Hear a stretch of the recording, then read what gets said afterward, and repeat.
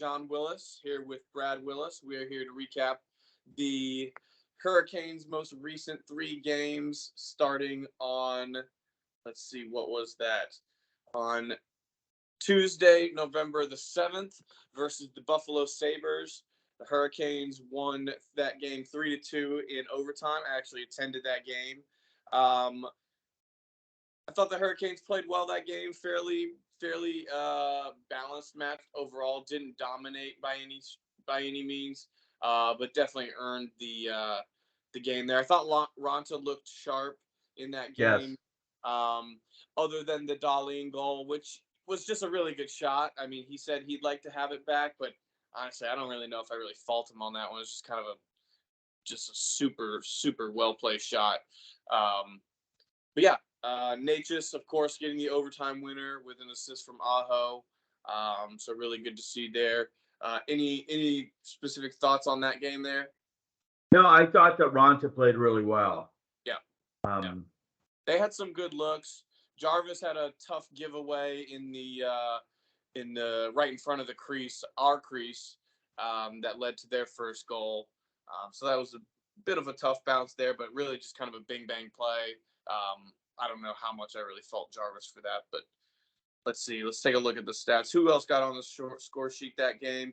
D'Angelo finally got his first of the game. Just kind of threw one on that. It was a power play goal, but definitely some traffic in front, so that was good.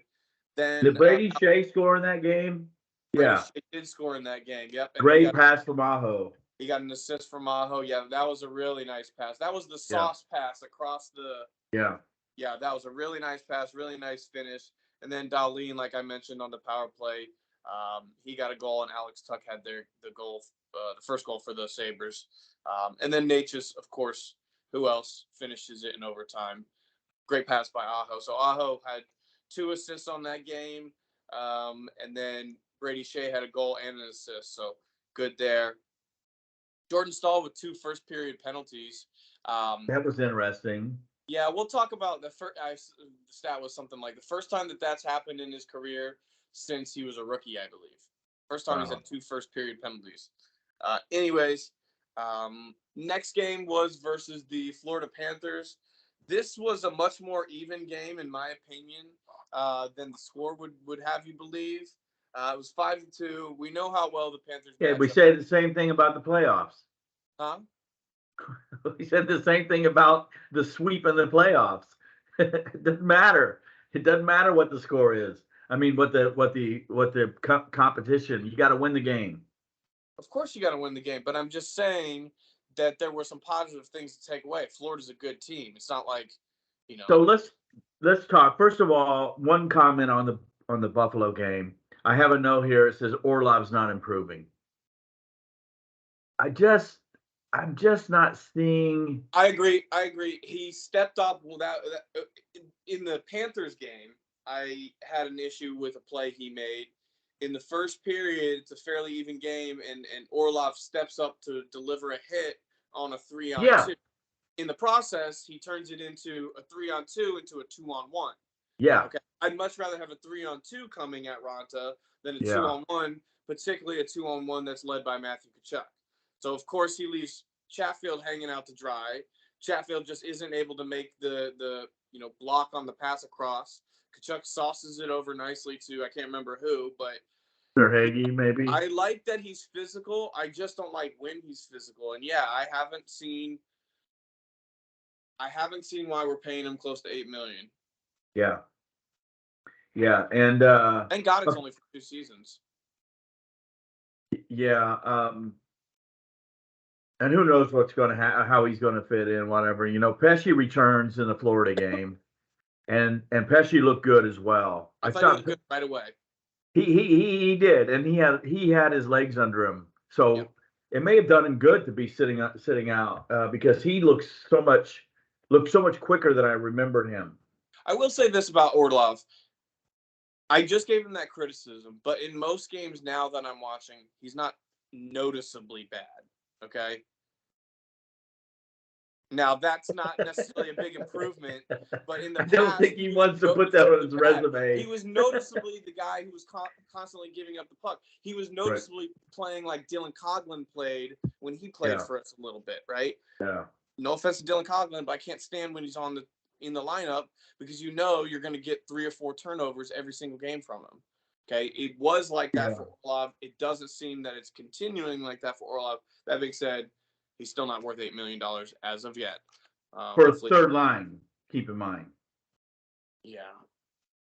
That right now is not turning out to be. Yeah. That I don't know if good. he's a guy who needs more minutes to get better. Has he scored yet this year? He has. A goal? Okay. Yeah. Oh yeah. I remember that goal. That was a fluky goal. It was a fluky goal. He's looked good in flashes offensively. Anyways, go ahead. What else about the Florida game?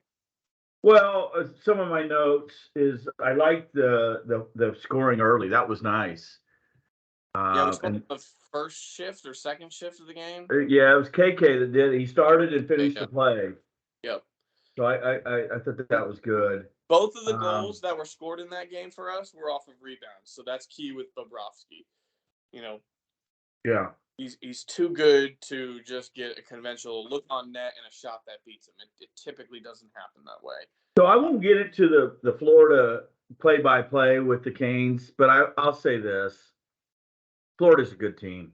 Yeah, exactly.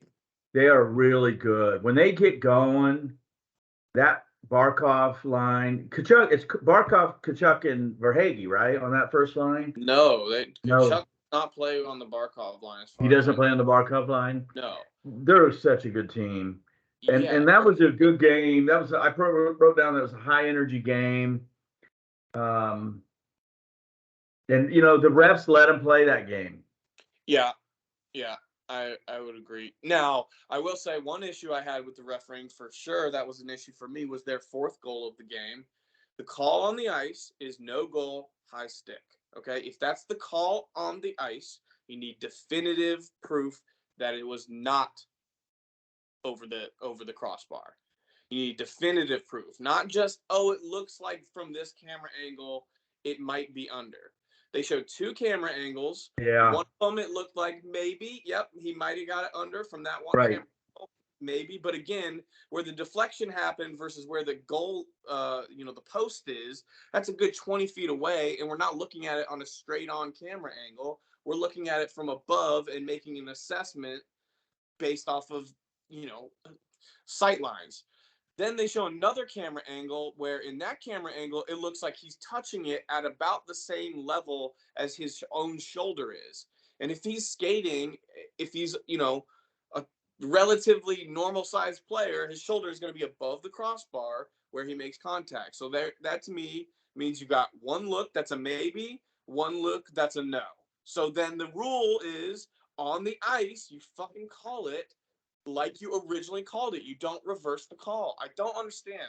Every time, unless there was a view that we're not goaltender interference. Anytime my intuition says, "Yep, I think it's this way," it's always the opposite way, and it seems to be always the opposite way against the Canes. Now, we were still probably going to lose that game, but it was 3-2. We were putting some pressure on. Now it's 4-2.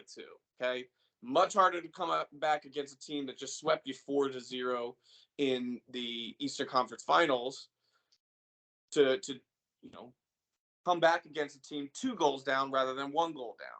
They're a good team. So right there, that's why when I started this game segment, I said that, they didn't, the score is not indicative of how close that game was. Shots were like 35-30. They had a slight edge in shots. They match up super well against us. Paul Maurice is a really good coach. He knows what he's doing, particularly with this lineup here. They are going to be trouble. It's almost a replica of last year, where they're a very enigmatic team. You look at the lineup and you're like, oh, this is a good team, but then their schedule, their scoring, their standings don't bear it out. And I think they're just one of those teams that when they need to play well, they'll play well. Well, right now they're getting high. I think they're like 7-4-1, something like that. They got a pretty good record. It's better than our record, points percentage wise. So some other notes here is have a note that says who else will score for the Canes, and then I have Drury question mark. I think Drury is in there because we don't have anyone else. Yeah, Now, if you think about it, he's a perfectly serviceable fourth line center. We just don't. The other guys that are playing with him aren't fourth line guys. It would be like when Svech first came back, he was playing with Drury and Nason. Nason is maybe a fourth line guy, but he also plays on the first power play unit oftentimes. Like he's not, he's a Swiss Army knife. Whereas Jack Drury is clearly he's a fourth line center. You put him on most other teams as a fourth line center and he's fine. You put him on our team as a fourth line center, I mean, here's the thing with Drury. Okay, he's been around it. Been around it. I mean, he's hit multiple posts. He got a goal called back for offsides. He's been around it within the past 4 or 5 games. Yeah. So I don't know. You obviously like Drury. All I'm saying it's is not that I like him. We don't have the cap space to get any. There's no. Maybe we should trade Orlov and get some freaking centers. I'm sorry, say it again. We should trade Orlov. We have the whole defense thing has been screwed up from the very beginning of the year. You got 7 defensemen now. Well, they should have just never got Tony.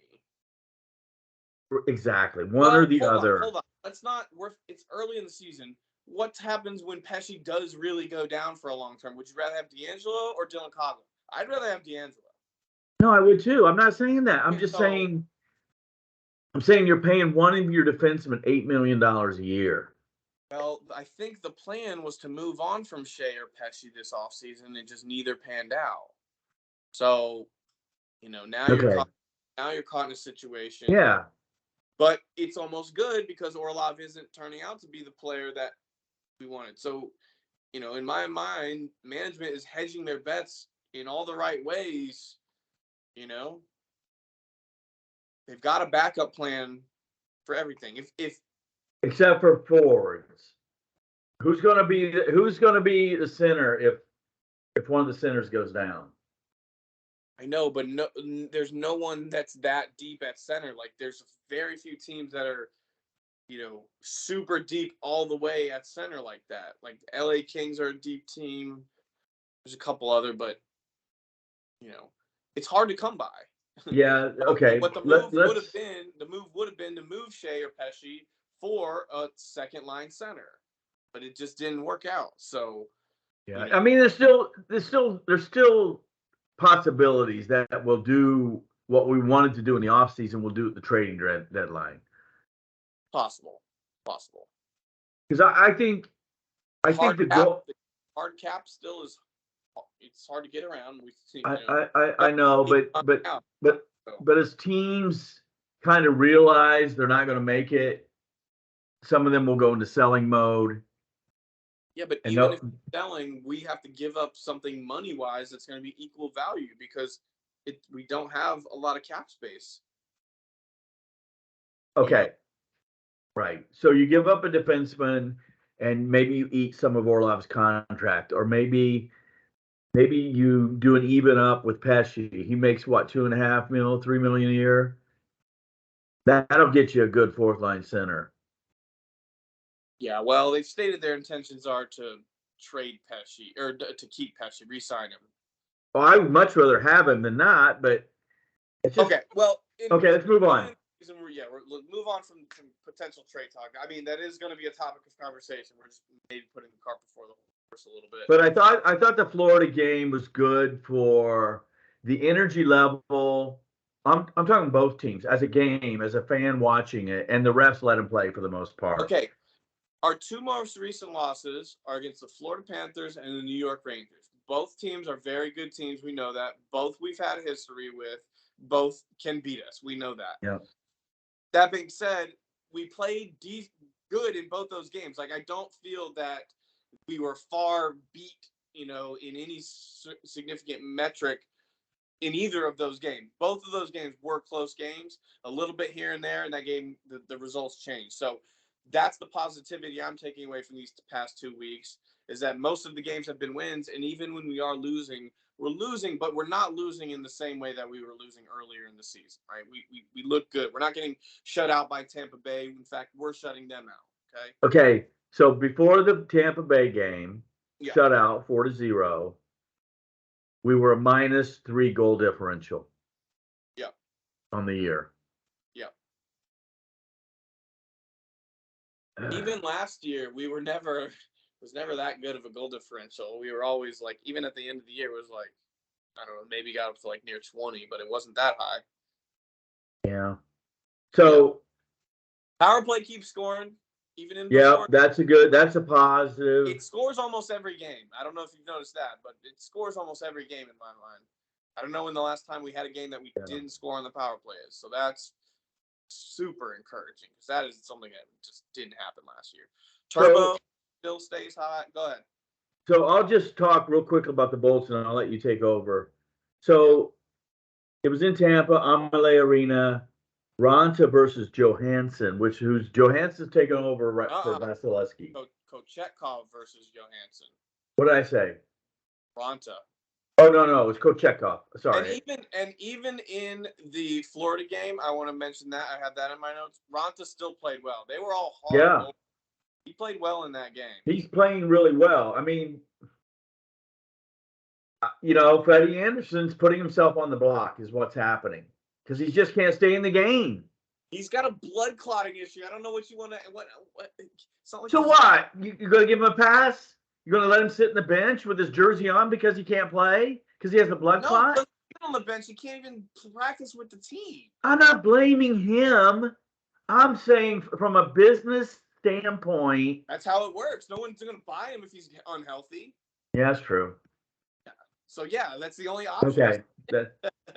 He'll be down in freaking Chicago or wherever. Get off his back, man. He'll come around come playoff time. So figure out his blood clotting issue right in time, and he'll steal a series. John, you need to be more critical of these guys. I am critical, but there's nothing you can do in this situation. It is what it is. It's a Max Pacioretty situation. Yeah. You thought he was healthy. You brought him back. He's not healthy. It is what it is. Like, yeah. So I thought the Bunting's fight early in that game was the key to the whole game. Oh, really? Yeah, because after getting beat 5-2 by Florida, I think it was 5-2. Yeah. I just felt we needed to show that we can fight, and that was the personification of saying to the Bolts, we're not going to fall down. I know Florida beat us last night, but tonight we're here to fight you. Yeah. And I think that was the key point of that game. Yeah, you go into Tampa and Florida. Those are two very good teams. Back-to-back nights. You come out with 2 points. I think you take that. Yeah. Yeah. Oh, my God. Going into the game, I thought, oh, shit, here we go. We're going to be dropping points. Tampa Bay came off, I think, a rough loss, and they were going to be angry. Yeah. But what we saw was a Tampa Bay team without Kucherov, without Vasilevsky. We still win that game by a score of 3-1 or something. Maybe Kucherov helps out on their power play, but we look good that game. We look good. Yeah. Nate, tell me, do you remember one of Kochetkov's saves? And this is a compliment. He got a shutout, but can you remember even one of his saves? No. I remember that he had good rebound control, and he was sucking in a lot. I remember one shot where he kind of went up and kind of just caught it this way. Sure. He was fine, but he didn't need to be excellent, and that was the best thing about that game, in my opinion. And I remember he had a poke check on Verhaeghe that turned out. Oh no, Verhaeghe was on the Florida game. Not Verhaeghe. Who did it might have been Sorelli. One of their second or third line guys. Yeah. So Turbo scores right off the bat, fairly, 3 minutes and 10 seconds in. Power play, another power. That was a really good play all around. Natchez to Aho to Turbo, and he does not hesitate. Nope. But then he came right back, and Aho basically misses an empty net. That killed me. Jarvis played it perfectly. He gave it right back to Aho, right on the tape, and Aho just misses, like good 2-3 feet wide. I think it hit his heel of his stick. That's the only thing I could think Sure, of. but what more are you gonna ask? I mean, Jarvis is Right. perfect. But yeah, but then Aho does make it 2-0. He Yeah. scores in the second period. Yeah, that was a rush, and a rebound came right to Aho, and he It's stuck good it that in. he had 2 points in the Florida game, even though excuse me, in the Buffalo game, and then he had some more points this game as well, so that's good. He needs to get a little bit more activated. He needs to be, the 10 million player that we paid for.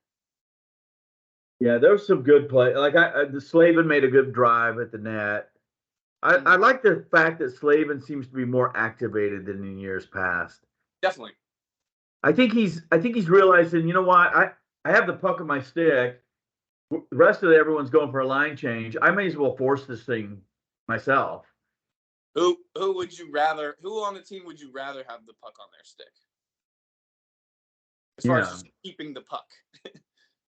Yeah. No. No, it's. I mean, obviously, I would fear more people doing something on offense, but I'm just saying, like, who do you trust on the team? I trust that guy probably more than anybody. Yeah. Well, he can make something like Stahl can carry the puck, but he can't do anything with it. Slavin's doing stuff with it. He needs to do something. That line, I'm glad that Rod has broken up that line. That line is no longer doing it for me. Yeah. They got to get something going offensively, or else they're all three wasted. I understand that they take away the best line of the other team, and that's a very critical thing, a very key, useful skill.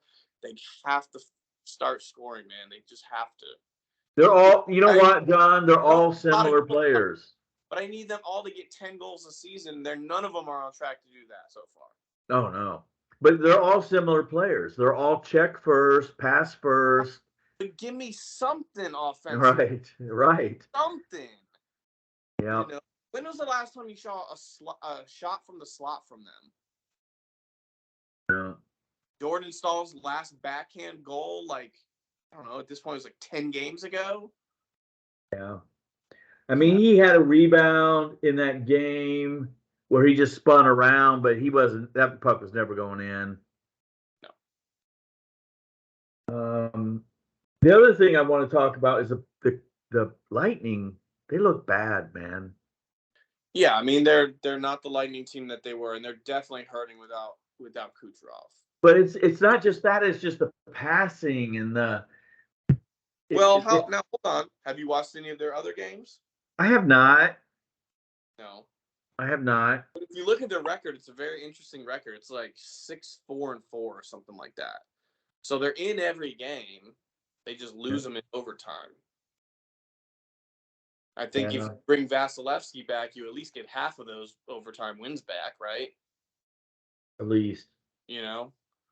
So, but yeah, they're not the team that they were. They're certainly not. But given the weapons they have, they are a team that can beat you any night of the week. On any given night, they are capable of beating you. Yeah. So at the 7:17 mark of period 2, so just after period 2, is that period 2? No, I think that's period. No, that's period 3. Canes were out shooting them 24-12. Yeah, 24-12 at the end of the second. That's what I've got listed here. Yeah. I like the play from I think it was Shea to Burns after Burns came out of the penalty box. Yeah. That was a beautiful play. That was the third goal of the game. Yeah. Yep. And then Nason got a tip in later on. 32-22 were shots for Carolina at the end of that game against the Tampa Bay Lightning. That's really good. I got a little bit worried with about 2 minutes to go. There was a crash in the net, and Kochetkov kind of got up slowly. Oh, yeah. It did. And I put, is he hurt? I said it was he made 2 great saves, and I said, is he hurt? And it was friendly fire. Our guy ran into him, kind of turned his head like this and backwards. Yeah, I think he was kind of just stretching his neck, maybe got a little whiplash or something, but Nothing too crazy. And there was only about a minute or so. It was like a minute 20 or so to go. So I think he was like, I want the shootout. And also, I would imagine Shutout. that the referees did a good enough job of assessing the situation. They could probably tell right away that he wasn't serious. Oh, yeah. No concussion, because normally they're all on top of that nowadays with concussion Yeah. protocol. And So I made a note at the end of the game after looking at our last 5 games, right? Mhm. We lost to the Rangers and the Panthers. Yep. We beat the Isles, Sabres, and the Bolts. Yep. And I'm thinking, yeah, that's about where we are. Yeah. The Rangers, THG had them as the number 1 on the power rankings this week. Yep. I saw that. Yeah. And the Panthers are just a good team regardless of the score. So it kind of puts us kind of where we are right now in the standings, second in the Metro. The Washington Capitals though have 2 games in hand, and they're only down 2 points from the Canes in the Metro. And they got off to a real slow start. And the wild card teams right now, as it stands today, I know it's early on, are Tampa Bay and Toronto. Mm-hmm. So 5 of the 8 teams are from the Atlantic Division this year, right now as it stands. Right. Wow. Mm-hmm. So who's coming up? What have we got going on? We got the Flyers on the 15th. We've got the Penguins on the 18th. These are all home games. We got 5 home games in a row.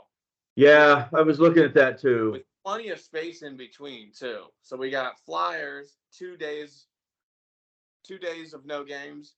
Then on the 3rd day we play Pittsburgh at home.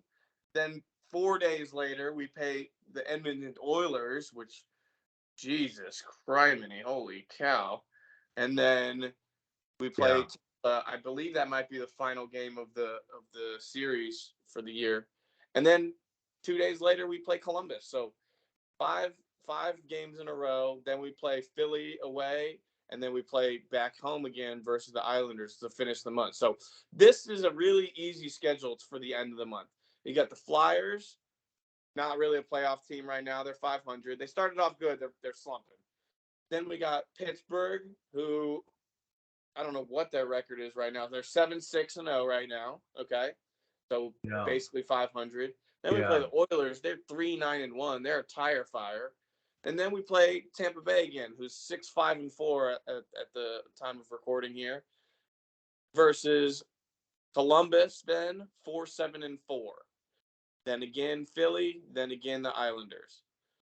So no team that we play to finish out the month has more than 7 wins. We've got 9.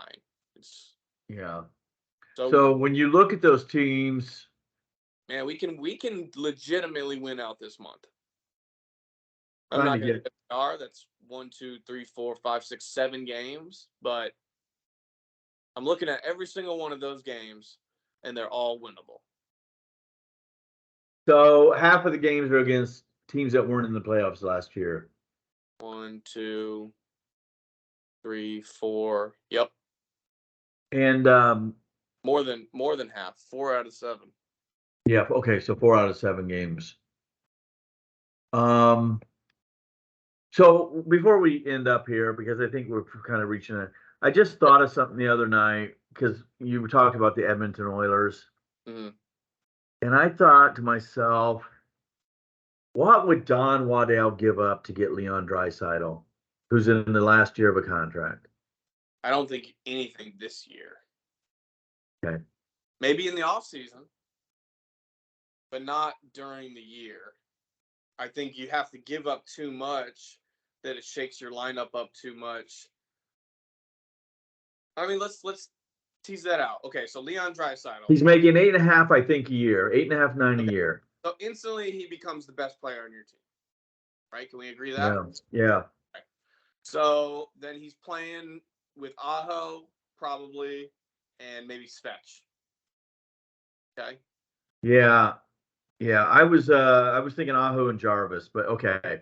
Or whatever. Natchez maybe. You get some really speedy guy because Leon's not much of a skater. No, but Leon's not necessarily physical either, but because he does. You don't really want him to be reckless. I don't know how well he fits our team, to be honest with Yeah. you.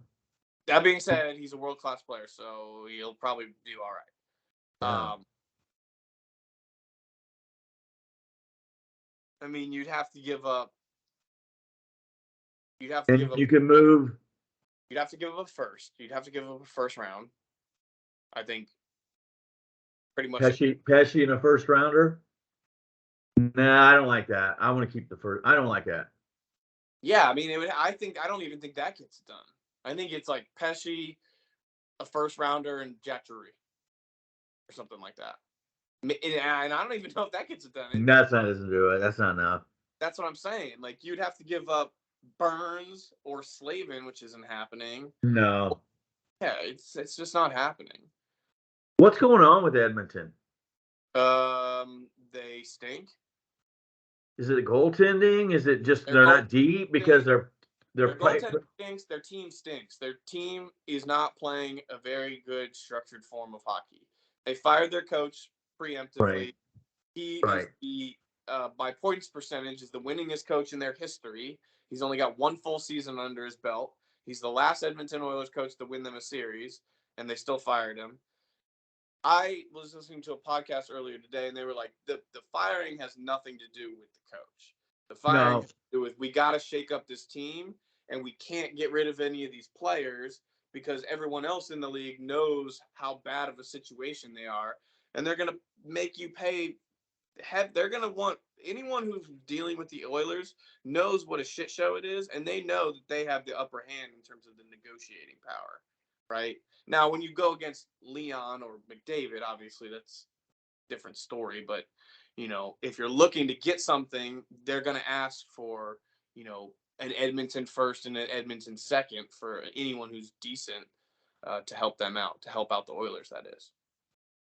So, yeah, they are just not playing good hockey. They're a bunch of overplayed players, not playing good hockey. McDavid, they keep saying, he hasn't scored. He's got like 2 goals on the season. Right, 2 goals. He hasn't scored in like 6 or 7 games, something like that. Man, it might be 8 games. He hasn't scored in 8 games. Came back from a slight injury, maybe a little bit too early. They say maybe he's not 100%, but I don't know. They won their last game 4-0, and then they canned their coach the next day. Yeah, the hockey guy's saying that McDavid's injured, and that's why.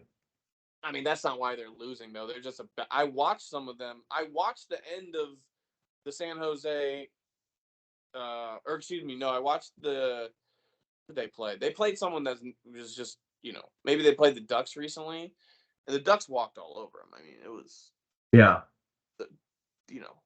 Oilers are not. And the thing is, a lot of people picked them to be their favorites. Yeah. In the, for the Stanley Cup, and they are just not good. Yeah, there's some teams that are surprising, and there are teams that are surprising in a bad way. Yeah, they've got no defense, and then that doesn't help the fact that they don't have goaltending either. So, yeah. But Vancouver's a shock this year. Philly was a shock earlier. They seem to be leveling out. Chicago's being more positive than not. I mean, Bedard is turning out to be nasty. Did you see his goal the other day? Jesus. Yeah. Freak. He gets it off like that. He steals it, and it's in the back of the net. It's like insanely fast. Yeah. But yeah, Vancouver, man, they are looking. Vancouver's strong. The Bruins are a surprise because they haven't lost a step. Seattle is a surprise because they're not continuing on where they left off. I saw that they're playing right now, and I believe they're playing the Avalanche, and it is 1-0 Kraken. The Avalanche. The Oilers are beating the Islanders right now, so that's 2 games in a row for them. They're up 3-1 right now. McDavid did score, so there you go. The Islanders are a team I think is just they're not going to do it. They're too one-dimensional.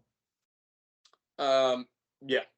Unless here's the thing, they're blowing late leads, and that's not what they're known for defense, right? And so they're blowing all these late leads, and that's really hurting them. If they can get back to actually playing shutdown defense, then yeah, I think that style can work, and it's they've been doing it for a few years now, and it's annoying to play against.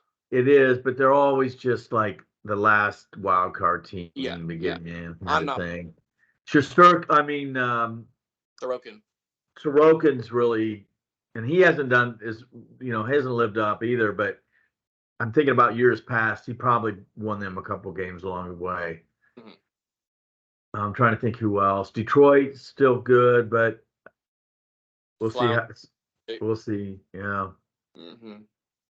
So Here's what okay. I hope. Here's what I hope happens. Calgary continues to struggle. Lindholm also continues to struggle because he doesn't like it there, and then we make a move for him on the cheap. Before the playoff starts. Yeah. Put Drury on the bench, and then have Lindholm be another center. Then at that point, I guess Stahl becomes your fourth line center. Yeah. Yeah, I mean, if that the Stahl Martinook fast line isn't going to be productive offensively, then I'm okay with them being the fourth line. You know what I mean? Just as a shutdown line. But then you need to have all the other lines click. Yeah. They need to be second, third line quality lines. All the rest of them. It can't be. Yeah. We need 2 third lines. The third line, the fourth line being the third line of the Stahl line. Yeah. No, I hear you. Anyways, the team's playing good. Easy schedule coming up. I think to close out this month, we could really see the Hurricanes potentially even take control of the division. Just looking at how easy the schedule is. Don't know what the Rangers schedule is. Don't know what the Devils schedule is. But looking at the schedule we just looked at, it is going to be a promising, could be a promising month here for the rest of November. So Yeah. on that, we'll let you go, and thank you for listening. Bye.